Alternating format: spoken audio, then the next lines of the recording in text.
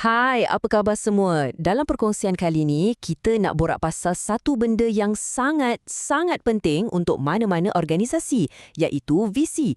Tapi bukan visi yang cuma cantik, tergantung kat dinding pejabat tau. Kita nak cakap pasal visi yang betul-betul hidup, yang mampu gerakkan hati setiap orang dalam pasukan tu. Okey, jom kita mulakan terus dengan satu soalan yang agak mencucuk ni. Cuba kita tanya diri sendiri, visi organisasi kita ni ada momentum tak? Atau ia sekadar hiasan dalam slaid pembentangan tahunan? Jujur, jawapan kepada soalan ni lah yang selalunya membezakan organisasi yang sekadar okey dengan yang betul-betul luar biasa. Selalunya, bila visi tak menjadi, ramai yang salahkan cara kita set matlamat. Kita pun sibuklah dengan SMART goals dan sebagainya.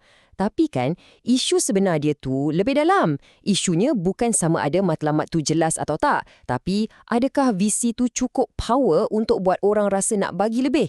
Cukup memikat untuk buat mereka sanggup berjuang habis-habisan? Itu soalannya. Jadi, apa yang berlaku bila visi tu gagal? Bila ia tak dapat gerakkan sesiapa? Jom kita tengok apa akibatnya bila sesebuah visi tu tak bernyawa, cuma wujud atas kertas je. Cuba kita tengok perbezaan yang sangat ketara ni. Visi yang tak ada emosi, ia cuma jadi satu set arahan. Okey, faham? Kena buat. Orang akan buat, tapi setakat tu je lah. Sebaliknya, visi yang ada jiwa, yang ada semangat, yang tu jadi inspirasi. Ia jadi sesuatu yang orang bukan setakat faham, tapi mereka nak perjuangkan. Kesan lain bila visi tu lemah. Cuba bayangkan suasana mesyuarat. Kerap kali, banyak sangat masa habis untuk bincang apa yang salah, apa masalahnya, siapa yang patut dipersalahkan. Bukan fokus pada apa yang kita boleh capai. Tenaga semua orang habis dalam kitaran negatif yang tak ke mana. Dan ini satu lagi perangkap biasa. Mentaliti, tunggu dan lihat. Kita cakap, kalau departmen sebelah tu ubah cara kerja dia dulu, barulah kita boleh berjaya. Sebenarnya itu bukan strategi. Itu namanya harapan kosong. Visi yang kuat, dia letakkan kuasa untuk berubah tu dalam tangan kita sendiri. Bukan tunggu orang lain. Okey, kita dah nampak masalah-masalah tadi. Sekarang, jom kita beralih kepada jalan penyelesaiannya. Ada 5 semakan penting yang boleh kita guna untuk bina satu visi yang betul-betul berimpak, yang mampu cetuskan tindakan. Inilah dia 5 semakan tu. Yang pertama, gerakkan emosi, bukan setakat kejar KPI. Kedua, kita kena fokus pada hasil yang kita nak, bukan masalah yang ada. Ketiga, pastikan matlamat tu bawah kawalan kita. Keempat, jadikan kejayaan tu sesuatu yang boleh dirasai, bukan sekadar angka. Dan kelima, cipta situasi menang-menang untuk semua orang. Jom kita bedah satu persatu. Semakan pertama, semuanya tentang emosi. Macam ni, matlamat yang logik orang akan faham. Tapi matlamat yang ada semangat, yang tu orang akan perjuangkan. Bila seorang ketua tu betul-betul percaya dengan sepenuh hati pada visinya, percayalah, semangat tu akan berjangkit pada satu pasukan. Semakan kedua pula, ia tentang mengubah fokus perbualan kita.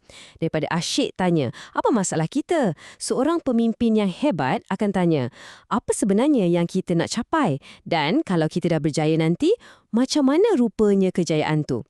Ini akan terus alihkan tenaga semua orang ke arah satu gambaran yang positif dan jelas. Seterusnya, nombor 3, pasal kawalan. Ini sangat penting. Matlamat yang paling berkuasa ialah matlamat yang berada dalam lingkungan pengaruh kita. Jadi, soalan yang kita kena tanya ialah apa yang kita boleh kawal dan apa yang kita boleh mulakan sekarang. Ini yang memberikan rasa kuasa dan tanggungjawab kepada pasukan. Semakan keempat ni, best. Ia tentang menjadikan kejayaan tu sesuatu yang real, yang boleh dirasai. Visi yang kabur takkan gerakkan sesiapa. Tapi, bila satu pasukan tu boleh alami kejayaan, bila mereka boleh nampak dengan jelas hasilnya, boleh dengar sendiri maklum balas yang positif, dan yang paling penting, boleh rasa kebanggaan tu dalam hati, kat situlah momentum yang sebenar akan tercipta. Dan yang terakhir, semakan kelima. Visi yang betul-betul matang ialah kemenangan untuk semua pihak. Ia mesti bagus untuk organisasi, ia mesti memberi makna kepada pekerja dan ia mesti bagi nilai kepada pelanggan. Bila ketiga-tiga pihak ni menang, momentum yang terhasil tu akan jadi sangat kukuh dan berpanjangan. Baiklah, kita dah pun lalui ke 5 semakan tadi. Sekarang, mari kita berhenti sejenak untuk refleksi. Jom kita bawa perbincangan ni balik kepada diri kita, kepada organisasi kita. Macam mana kita nak ubah vision tu dari sekadar perkataan atas kertas kepada sesuatu yang penuh semangat? Jadi, apa rumusan utamanya? Macam ni, kerangka macam SMART tu memang penting. Kita tak nafikan. Tapi, tanpa kenapa yang kuat, tanpa hasil yang memikat jiwa, semua tu cuma jadi sasaran atas kertas. Semangat di sebalik visi itulah yang menghidupkan segalanya. Dan sebagai penutup, saya nak tinggalkan anda semua dengan satu soalan untuk direnungkan. Soalan yang sama kita mulakan tadi. Adakah visi organisasi kita benar-benar mampu menggerakkan jiwa atau fungsinya cuma untuk mencukupkan syarat dalam laporan tahunan? Fikir-fikirkanlah.